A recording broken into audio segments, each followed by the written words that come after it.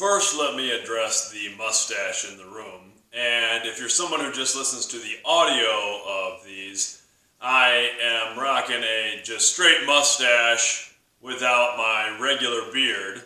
And if you're watching, you've certainly noticed there's something about a mustache that just stands out different than any other kind of facial hair. I've had times where I typically have my full beard and I'll shave it off and just leave the mustache and see people who I see every day at work, and people will say, "Is that a fake mustache?" And I'll, "No, it's not a fake mustache." And they'll say, "You didn't have a mustache yesterday." I said, "Well, I mean, not by itself, I had a full beard, but there's something about a mustache that just sticks out." The reason for the mustache is it is November, which also makes it Movember. I'm recording this on November 1st. I'll put it out on November 3rd. But Movember, if you're unfamiliar, is actually a men's health movement. And it's a movement started, I believe, in Australia by a few guys, and it's spread internationally. And the kind of premise is that men grow mustaches during the month of November and try to commit themselves to healthy lifestyle practices, and it's to bring attention to men's health awareness types of things, specifically things like prostate cancer, testicular cancer, but also men's mental health. And not just to focus on the men, but I like anything that's focused on bringing attention to something in a positive way and doing something kind of fun with it, growing out the mustaches, those sorts of things.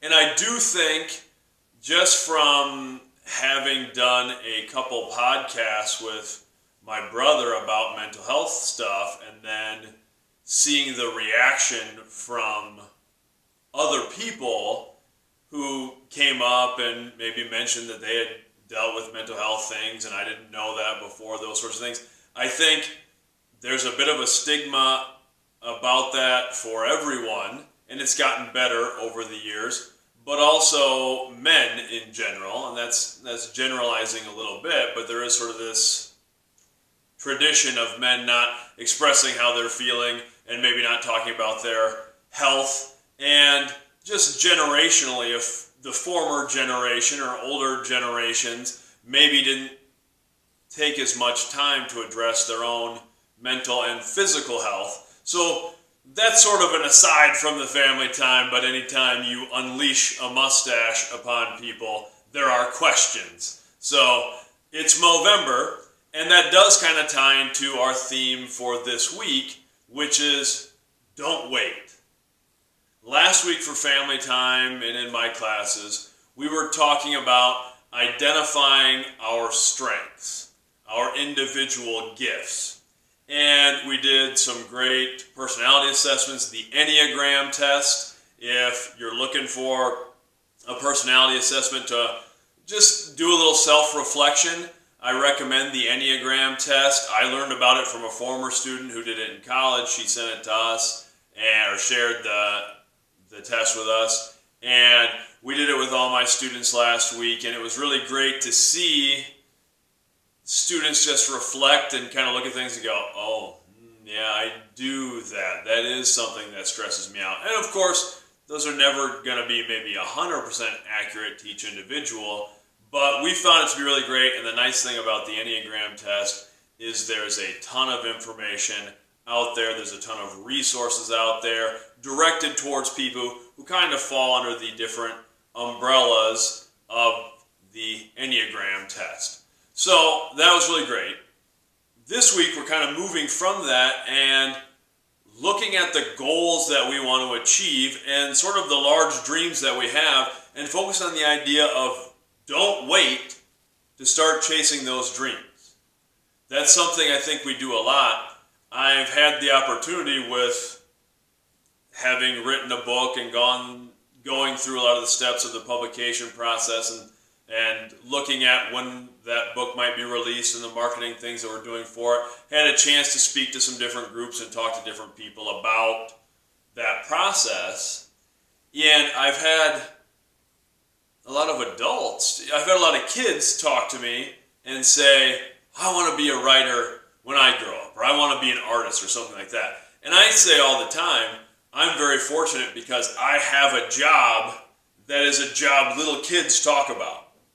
You ask little kids, and oftentimes they want to do these creative things. They want to be an artist. They want to be a writer. They want to do those sorts of things. I get to do that. I teach English and I teach visual arts, and I get to coach. I get to be around sports. A lot of kids want to be around athletics. I get to do those things, and I'm very fortunate for that. But I always tell people, just start. When a kid talks to me about, I've had kids ask me, do you think I could write a book? I said, yes, you can write a book right now. Just start writing. Just start drawing pictures. Whatever it is you want to do, just start.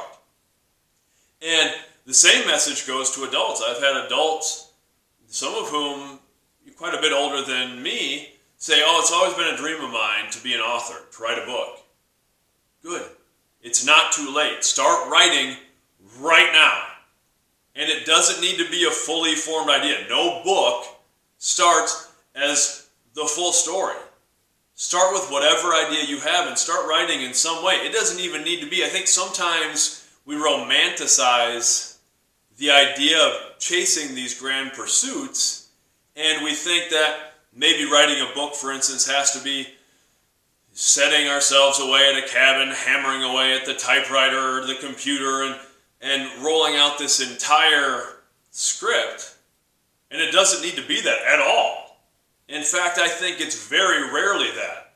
Anything that I write or come up with usually starts with hand-scribbled little notes on anything, scraps of paper, on sticky notes. I always have sticky notes in my pocket that I folded up and I've just jotted some little idea that sparks in my head, and I don't have time to flesh it out in that moment so I can come back to it later. I have notes that's saved in my phone and on my computer and on different notepads all over my house, but that's how things start.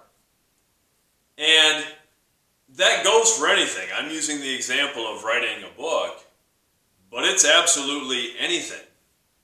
If you want to learn a new skill, and it could be anything at all. You want to learn how to do a home improvement thing. If you want to learn how to skateboard, whatever it might be, take the first step. Just do it. Don't wait. Don't wait until tomorrow, though.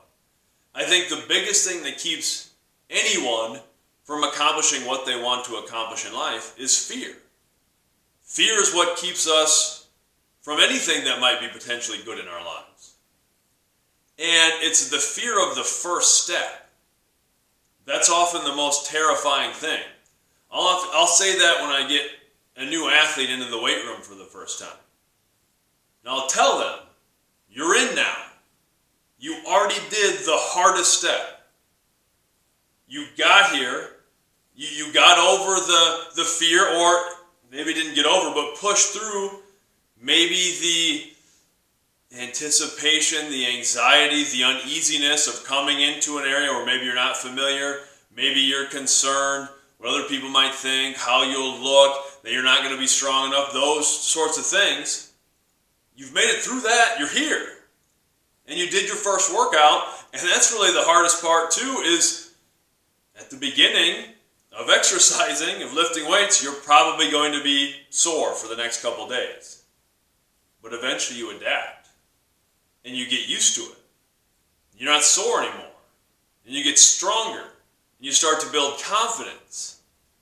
And that's one of the reasons that I love athletics. One of the reasons I specifically love strength and conditioning and being in the weight room is more than a lot of areas, you can really see that process.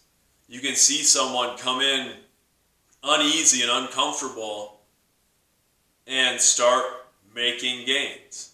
Start getting stronger mentally and physically, getting more confident. And that's really the process of success in any endeavor. And we're afraid to start things a lot of times because we're afraid of failing. We're afraid we're not going to be very good. We're afraid of what others might think. And the truth is, anytime you start something new, especially if it's some grand endeavor, you're not going to be very good. That's just the bottom line. That's the way it is with everything. I have said many times I feel bad for the first students and athletes that I taught and coached because I wasn't very good at being a teacher and a coach. I still don't claim to be great, but I've gotten a lot better. It's a process, but you're never going to be good at anything if you don't start. If you don't take those initial hits and keep moving forward. Anything that you do, you're going to be bad at the beginning. I use the example with my students of a little kid learning how to walk. They don't stand up one day and just run around the room. It's this process of pulling themselves up, falling down, pulling themselves up again, taking a step, taking a few steps. It's this process, and eventually they're running. And they don't think about it anymore. It's just natural. You don't have to think about walking at that point. And that's the process of learning anything and achieving anything. So it's important to do little things to try and get past that fear. And I think one way we can kind of reframe it is if we have to be afraid of something, be afraid of taking your dreams to the grave. Because, I hate to say it, that's where most dreams go. They die with the people who had them. But I don't believe that's why we have the dreams that we have. We have the dreams we have to accomplish them. Otherwise, we wouldn't have them. Any dream that you have, it was given to you. It was put in you for a reason, and that was to accomplish it and put it out into the world. I truly believe that. Because nobody has the same skills, the same ambitions, the same thoughts, the same dreams that you have. So those dreams were put in you for a reason, for you to go get them. And there's going to be people in your life, there probably are right now, who tell you you can't accomplish your dreams, who tell you how hard they're going to be. And accomplishing dreams, especially big goals, is difficult work. It's hard business. But there are going to be people who try to hold you back from that, who try to tell you that it can't be done. But you need to understand that has nothing to do with you, and it has everything to do with them. It has everything to do with their fears. I don't place any blame for people who don't think others can accomplish their dreams. I try to understand it's about their fear. About their fears or how they feel about not chasing their own dreams. And a lot of times, and it's a hard thing, is people around us will sometimes want to hold us back because they're afraid of losing us. That if we accomplish our goals, our dreams, then it maybe leaves them behind, or maybe highlights the areas where they didn't chase their dreams. But you have to put that aside and not feel angry toward those people, not feel bitter, but understand that's about their fears and it has nothing to do with you. So what I want from my students this week, what I'm going to have them do is I'm going to have them commit to something. Tell me something they're going to commit to doing that is going to feed into a dream of theirs, a larger aspiration. And I want to know what the bigger goal is, the larger aspiration, but I want to know something simple that they're going to do to start working toward it.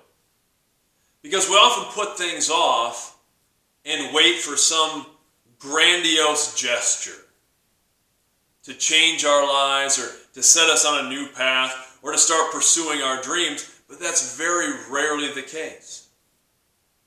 Most successes come with slow, methodical work done day after day after day.